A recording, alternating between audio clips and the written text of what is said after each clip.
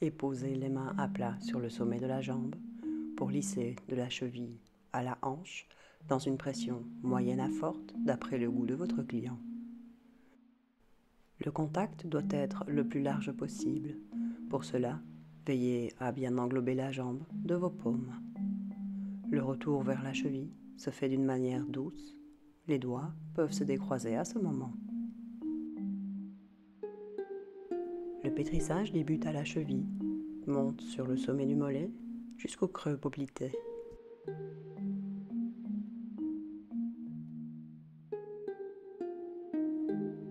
Puis parcourt la cuisse en montant par l'intérieur jusqu'au pli fessier.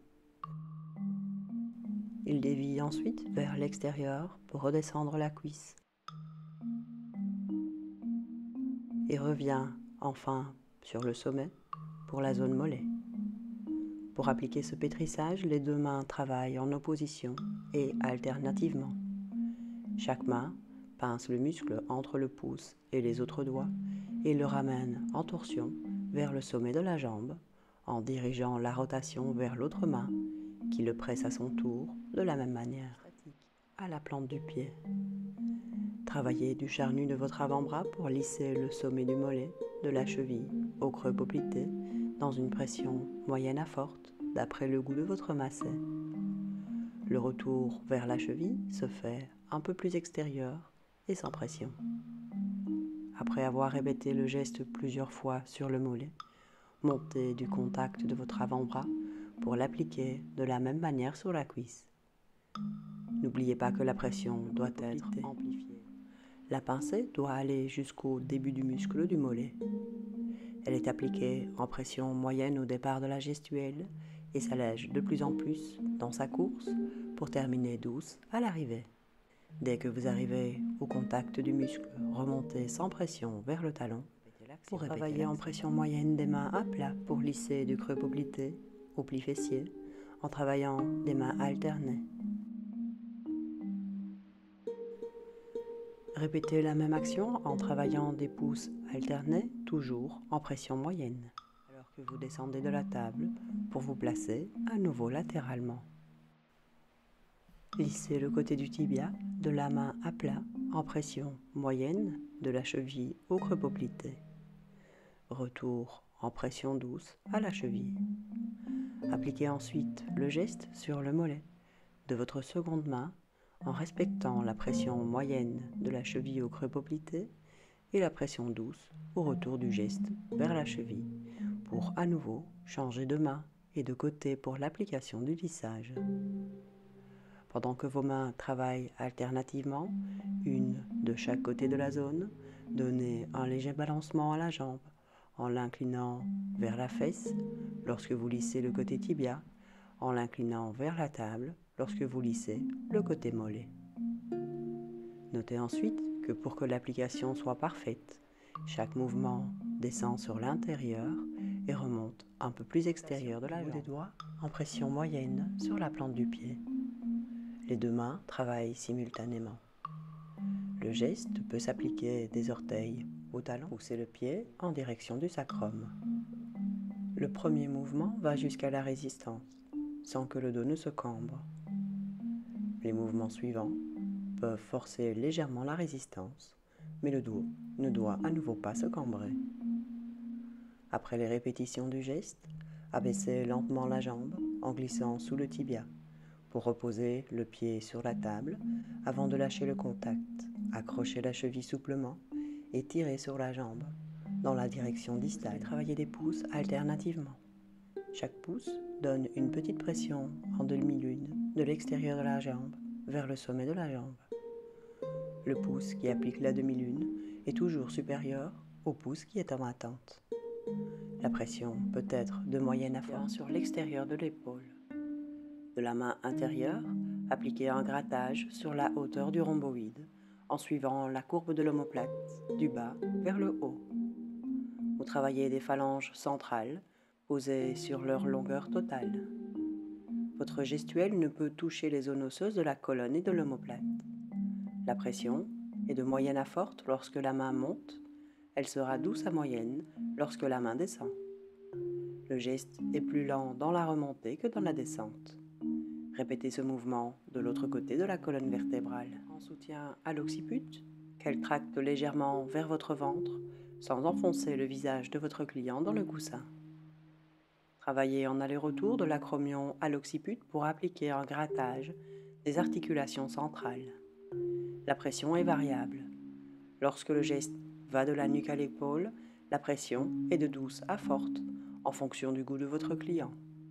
Tandis que lorsque la pression retourne vers l'occiput, elle est légère et sensiblement plus rapide. Alternez quelques mouvements tirés sur l'occiput avant d'inverser la main de soutien pour répéter la gestuelle sur l'autre côté.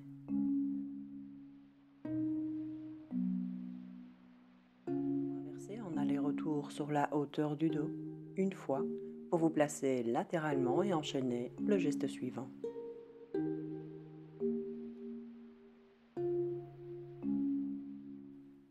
Posez les avant-bras à plat, en ligne, alors que vos mains font bloc par vos doigts entrecroisés. Les avant-bras forment une courbe qui s'ajuste à la taille de l'omoplate de votre client. Il voyage en aller-retour sur le rhomboïde, le trapèze. Appliquez un pétrissage du poignet au deltoïde en aller et retour. La pression est de douce à moyenne. Délicatement la main de votre massé dans son dos, au niveau de sa taille. Pendant le déplacement de la main, l'épaule du massé ne doit pas être soulevée. Le geste doit longer au maximum la table et son corps sans s'en écarter. Soutenez la main du massé en place dans votre main extérieure. Pendant ce temps, appliquez un lissage du rhomboïde de votre main intérieure qui le pousse, quelquefois, de bas en haut, du bout des doigts, en suivant la courbe de l'omoplate dans une pression moyenne à forte. Le retour vers le bas se fait d'une pression douce. Après avoir répété plusieurs fois le lissage, alternez-le à un retour vers le bas fait de petites rotations appliquées du bout des doigts dans une pression moyenne à forte d'après le goût de votre client. Répétez ensuite le lissage et une nouvelle série de rotations. Après avoir appliqué le nombre de répétitions souhaitées, retour léger par le bras pour l'étirer dans un axe distal en vous accrochant au poignet simultanée de vos pouces pour parcourir la paume de la main du poignet à la naissance des doigts. Les pouces travaillent sur deux lignes jointes au centre de la main. La pression est de douce à forte sur le paravertébral pour le lisser du haut au bas du dos, une fois de l'avant-bras, une fois de la main à plat. La pression est de moyenne à forte en fonction du goût de votre client. Après avoir répété les deux mouvements alternés plusieurs fois, clôturez par un retour par l'extérieur appliqué de la main à plat en pression douce. Terminez à l'occiput dans un premier temps une série de rotations dans la gouttière, juste à côté de la colonne vertébrale. Elles sont appliquées de manière statique en pression douce à forte, dans un lissage moyen à profond, appliqué de l'occiput à l'acromion. Le retour vers l'occiput se fait léger. Montez à la rotule des mains à plat dans un mouvement léger, puis glissez une main sous le creux poplité pendant que l'autre termine sa course à la cheville. Pliez la jambe en angle droit et asseyez-vous sur les orteils pour éviter que le massé soit obligé de retenir sa jambe.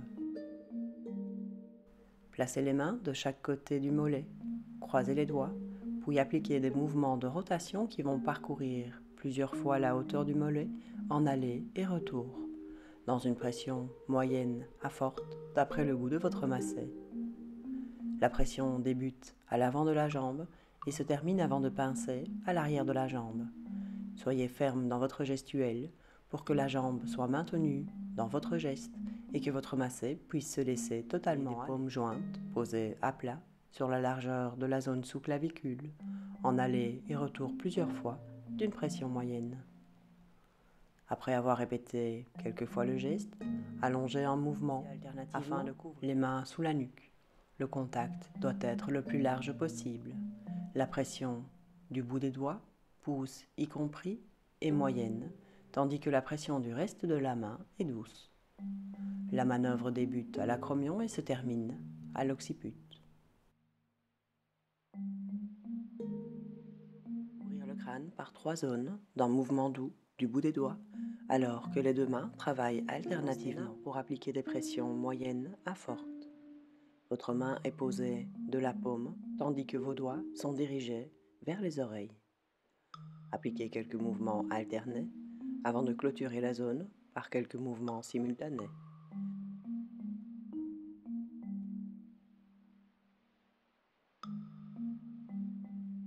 Vous travaillez la zone front dans un premier temps, puis vous répétez sur la zone tempe, alternativement, puis simultanément. La détection s'applique dans le sens du méridien.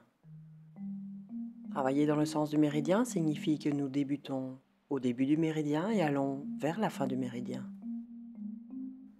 Plusieurs lignes parallèles peuvent être utilisées pour la détection du méridien, mais aussi de la zone d'influence.